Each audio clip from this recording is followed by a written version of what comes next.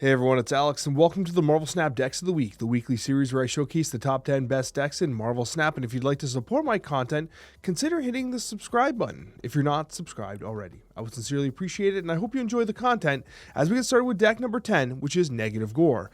Now, what's interesting about Negative Gore is that it's been one of those decks that honestly has not had much play, but its statistics are extremely strong. Now, it's ranked at number 10 because of the 56% win rate. However, what I will tell you is that the 0.53 cube rate is amongst the highest you'll see this week, and it's honestly incredible. It's a very well-performing deck. Its play rate is a little lower than expected, and it's unfortunate because I think that like when Gore came out, a lot of people were excited about it. You saw a lot of testing around Gore, a lot of experimentation, and then I guess the new shiny stuff comes out every single week, and there's a new season and stuff, and then people kind of just fall off Gore a little bit.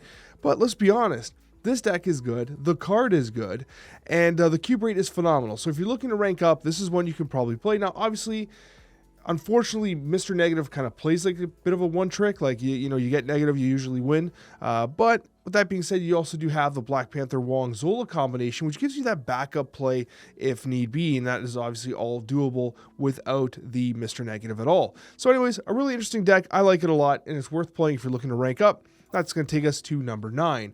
It has a 57% win rate, but a much lower cube rate at 0.24, and this is War Machine 2099. There's two 2099 decks to talk about here this week, which is obviously very nice considering that in past weeks, we had tons of 2099 decks. Still a very good list. This is running the War Machine Infinite combo that I think everyone is primarily kind of experienced with and playing against. And this does add the Rocket and Groot, which honestly has been a great addition to a number of different shells, but this one in particular. Still running Storm, which honestly with Zabu you can get it out early, but most importantly with the Doom 2099s, you're able to restrict access to that location while obviously hoping to get some Doom bots into those locations. You also have the Dr. Doom as closers alongside the Infinite. So overall, a very kind of consistent deck in the meta. This has been one that we've been seeing for a very long time, and you know, a 57% win rate and a 0.24 cube rate, it's still doing pretty good overall. That's going to take us to number 8, and this is one that I've been personally testing quite a bit, and I actually really like it. It's Hand Generation Wiccan. Now, Wiccan decks are relatively popular, and it seems as though every single top 10 list does have a Wiccan deck in it, and this one's featuring Iron Patriot. It's also featuring Victoria Hand, Speed, Frigga, and Moonstone. Now, obviously with Moonstone, you get the Victoria Hand and you get Speed on top of Moonstone, and suddenly like you're creating a bunch of value. Like it just reaches so high. It's actually legitimately incredible. And the amount of generative abilities that you have here, obviously including the Pym Arrow with the Hawkeye, which can go into the Moonstone as well. Like you're just generating a ton of different stuff. And Mirage is actually a low-key winner in this deck. I mentioned it on the Snapchat with Victoria Hand. Mirage just feels incredible. And honestly, that doesn't change here. She is just excellent, and I gotta tell you, Snowguard felt not horrible either, especially when you consider that you know, the bear has decent power, can obviously do a little bit of disruption as well, but it can be a good enough follow-up off an Iron Patriot, where if you're playing your Snowguard and then your Iron Patriot and you follow up with the bear, it's very unlikely they're able to contest it. So there's that as well. So overall, pretty solid stats across the board, a 57% win rate and a 0.31 cube rate. That's Hand Generation Wiccan. Going to number 7, it's Mill. Can you believe it? We got Iron Mill because we do have the Iron Patriot making this Mill deck an actual legitimate contender. Now, it also finds a home with Fenris Wolf, which I'm excited about because Fenris is one of those cards that you know, I actually really like a lot. And we generally see like these like Bully Knight style decks where you have Fenris Wolf with Moon Knight. That's kind of the primary synergy that you're seeing. But with this here, you're actually damaging and destroying parts of their deck, obviously with stuff like Yondu and Gladiator, and so you're able to use Fenris Wolf from that perspective. Honestly, this deck is pretty cool, and it has really good stats at a 57% win rate and a 0.39 cube rate. I like it a lot, and I think that it's also has the necessary tech that you need in the current meta in the form of Red Guardian. I had this thought as well. It wouldn't surprise me if Red Guardian gets potentially nerfed, because he seems like this catch-all right now, which is just kind of being splashed into every single deck. And I think this is a really good example of it, where Iron Mill really, Red Guardian's not adding anything to the engine, but it's just this tech piece that just is a catch-all for everything in the meta. And so there's that worth considering. But overall, the deck's really good. I actually really like it. And it's cool to see Mill actually having a place in the meta and doing a couple interesting things, especially at a decent win rate. That's going to take us to number 6. Now, this is a really interesting list. Now, there's a couple different versions of Hela kind of floating around right now. And this one is the statistical highest version according to Untapped All Infinite Stats up to the most recent patch. And so what you have here is you have a 57% win rate deck with a 0.40 cube rate. And there's a lot of interesting stuff happening here, including the use of Malekith to hit things like a Maximus, which can then buff up like a Ronin. You also have things like your Silver Samurai, which can hit the Gore, which allows you to kind of bring the Gore back with Hela, because again, you're looking for those separate costs. You even have something like a Morph in here that can get hit by the Silver Samurai. So like, there's a lot of interesting things happening here. And you know, you got Zemo. It's just a very fascinating shell, And so if you're looking to try some new Hela, this is currently the leader of the pack. What I will tell you though is that like the new Hela seems like it's pretty legit, and there's still a lot of experimentation and testing going on. So it wouldn't surprise me if over the next few weeks we get an ironed out legitimate Hela deck that just might, you know, be legit enough to carry yourself to infinite if you're not there yet. So anyways, new Hela making a splash in the meta at number 6. It's going to take us to number 5, and it's actually a big drop-off for move bounce. Now, this happens all the time. This deck's amazing. It really is. And I think that over the last month or so, it's really showcased itself as a legitimate meta contender. It's just quite simply, it has more complex play patterns than the average deck.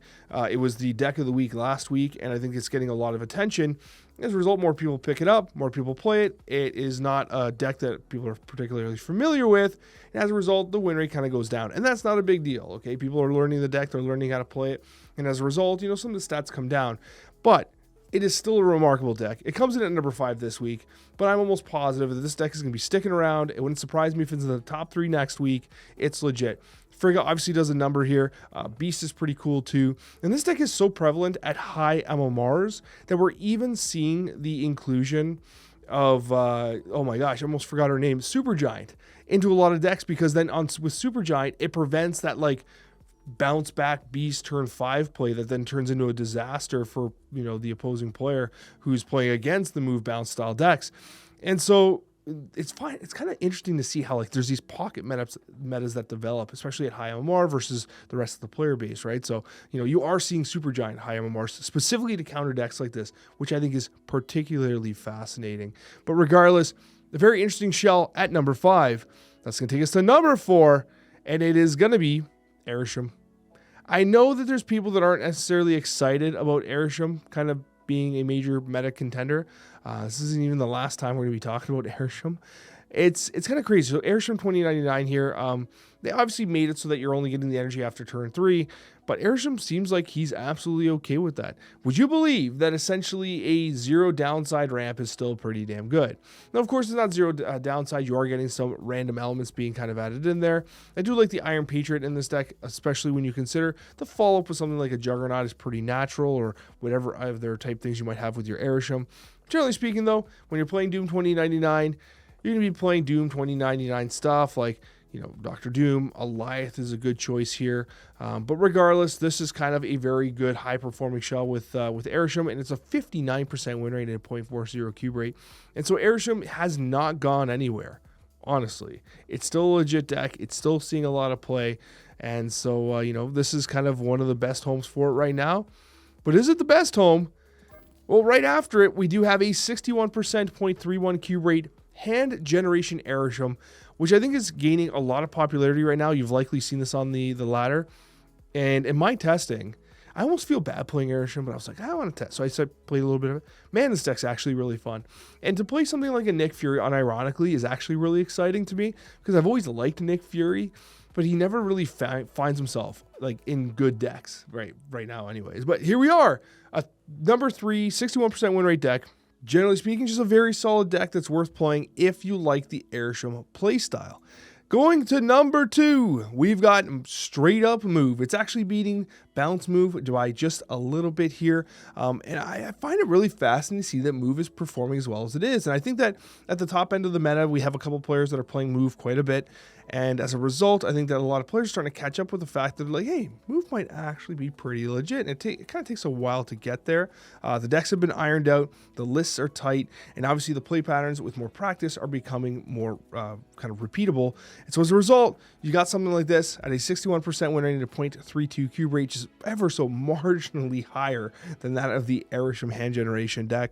I've always been a believer in Cosmo in these types of decks, especially when you're running things like the Human Torch and Dagger, who are obviously highly susceptible to the likes of Shadow King and Shang-Chi, both of which are tremendously popular in the meta.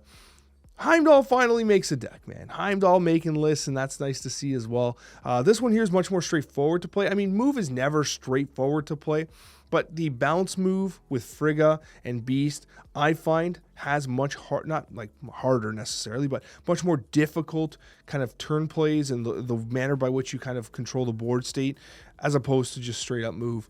And obviously, Madam Web's a huge performer here as well. So, number 2, 61% win rate. And that's Moo. And that's going to take us to the number 1 deck of the week. And what is it? Would you believe it?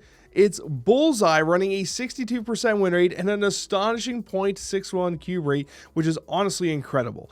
Now, this deck is very similar to the one that I had kind of created earlier in the week that actually is very popular in the meta right now.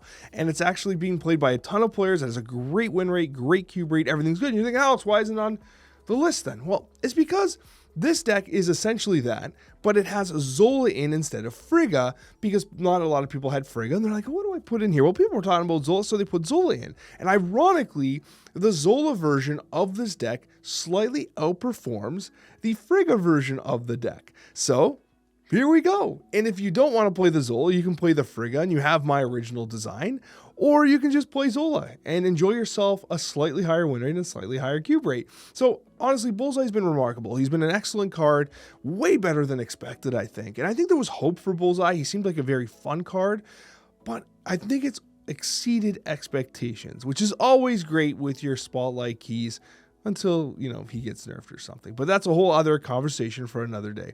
Thank you so much for watching, guys. I appreciate each and every one of you that support me and my content, and we'll see you on that next Marvel Snap video.